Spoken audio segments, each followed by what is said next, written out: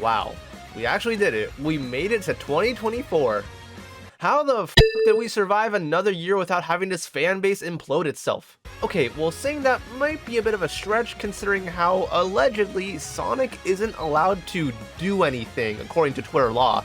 So, why must you guys be this way? 2023 is going to go down as one of the best Sonic years in the franchise's history, just flat out. And that's saying a lot coming off of the high of 2022. They just kept on going full steam ahead this year with so many announces and releases that we weren't prepared for or expected. And while that's sure to continue in 2024, I mean, hey, Sonic Movie 3 is right around the corner and that's awesome! They may start to slow down a bit with this roller coaster of content we've been getting, which if that's the case, then I have really appreciated the amount of content we've gotten ever since the start of Sonic's 30th anniversary. I mean, hey, I wouldn't complain if we kept on getting more and more content constantly. I mean, hey, keep feeding me, baby. But I've thoroughly enjoyed these last 2 years in the franchise, and surprisingly, 2023 didn't conclude with the Final Horizon or Sonic Superstars, but the year ended with an interesting mobile game of all things, Sonic Dream Team. Not only is this the second time in 2023 that a Sonic game shared its title with a Mario game, but it's something that came off as one of the biggest surprises throughout this era of Sonic content. There had been many rumors at Sega Hardlight that they were planning a full-fledged 3D Sonic mobile game with a focus on narrative, quite the distinction from your typical Sonic mobile game like Sonic Dash, Jump, or Speed Battle. And that's like all we knew about until they teased the game around a month before its release, which, to be fair, yeah, it's a mobile game. There's not really a need to build anticipation or hype over something on such a small scale, but funnily enough, what we got was something I don't think any of us expected in terms of its actual quality and gameplay value.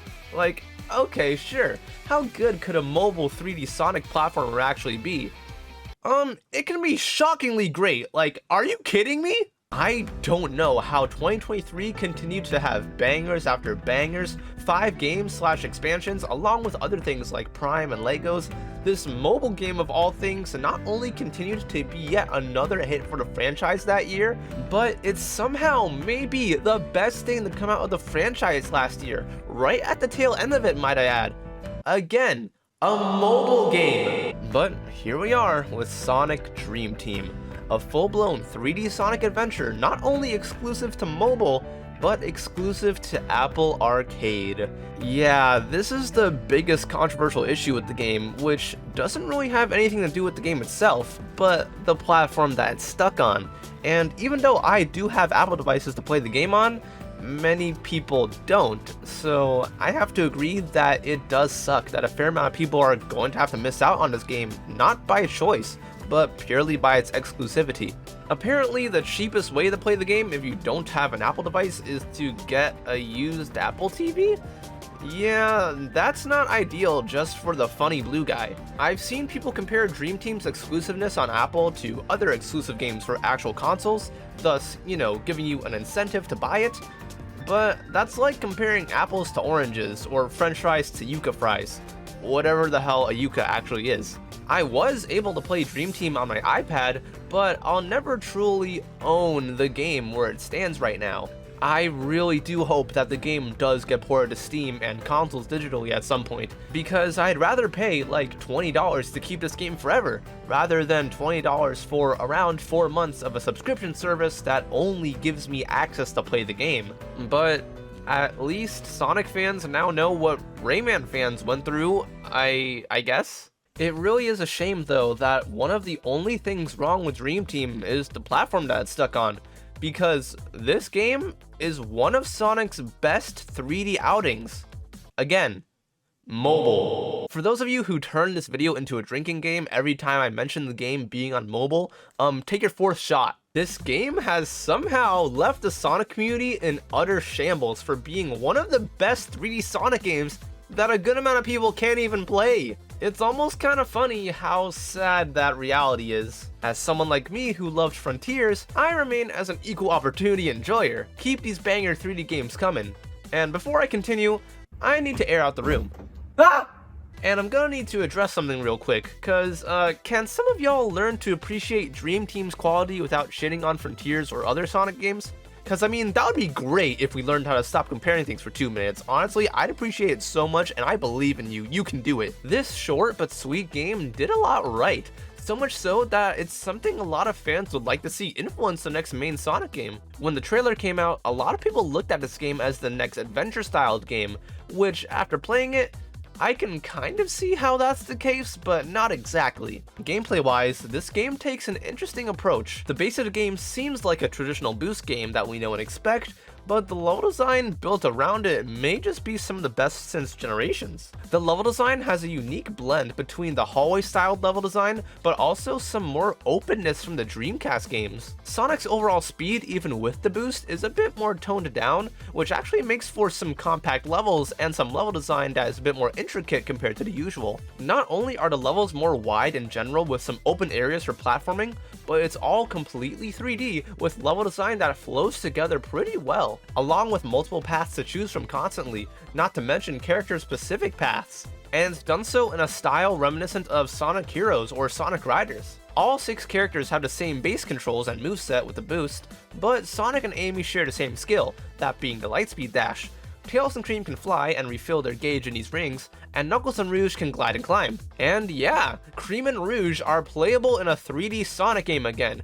It's been a hot minute. Levels are played out in a way where there are multiple paths that you can take, whether it be for faster routes or for areas with collectibles, but then there are also character-specific areas that can only be accessed by one of the 3 character types, mostly, again, leading to more goodies in the stage. Of course, there's the returning red star rings as a mainstay collectible for modern Sonic, but also 30 blue coins that are littered around the stage. These are spread out in a way that you probably won't get all of them on your first go, so it offers replayability to run through the stage again and go on different paths that you didn't take before.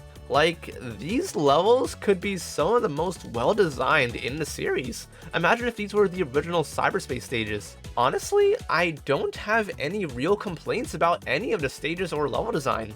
They're all really solid and feel great to speed through. Levels will have certain gimmicks to them, like these wall running sections, which I think might be the best wall running to date. It's pretty seamless, as well as areas that you'll need to collect 3 keys in by doing mini challenges in an open area. I think the level design could have definitely benefited from having a couple more moves like the stomp or bounce, but I get that there was only so many buttons that you could add to a touchscreen.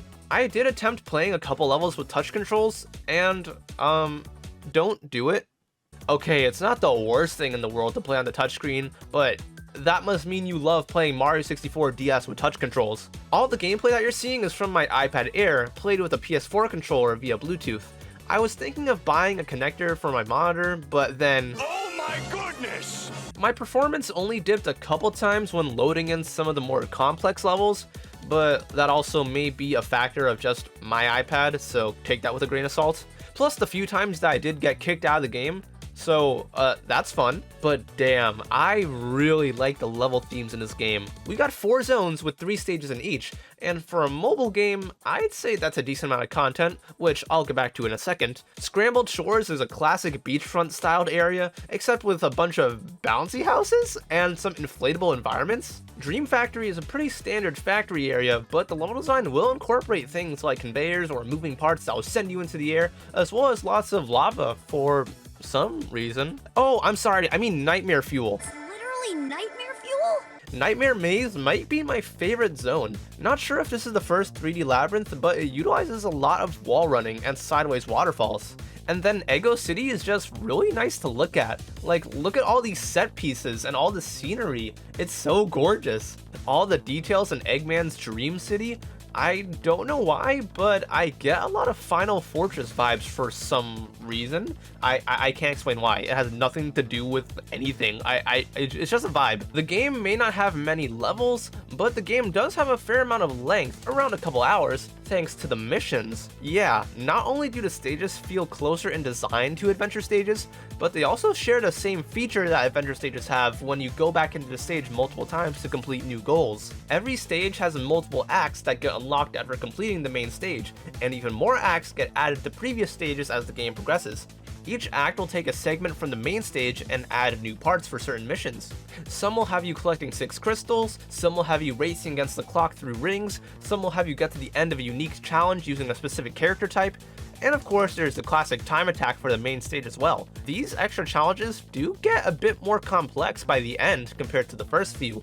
Some will even task you to switch between characters mid-level right from the pause screen. I wish another 3D Sonic game had a method as simple as this. I wonder. You'll get the main collectible from these acts, that being the Dream Orbs, which will of course unlock further stages in the game. But you also don't need to collect every Dream Orb, so you can pick and choose which challenges you want to do. Collecting all red star rings in the main stage also nets you a Dream Orb, while collecting all 30 blue coins gets you a collectible trophy. Honestly, I'm shocked at just how much content there is in the game. I don't know why. I mean, I guess I had mobile game expectations, but Dream Team absolutely delivered. The Dream Orbs and their power are utilized by our new character, REM. Okay, yeah, I get it. REM, sleep. Haha, I see what you did. Funny meme, that's really clever. Why am I a sucker for these puns, man?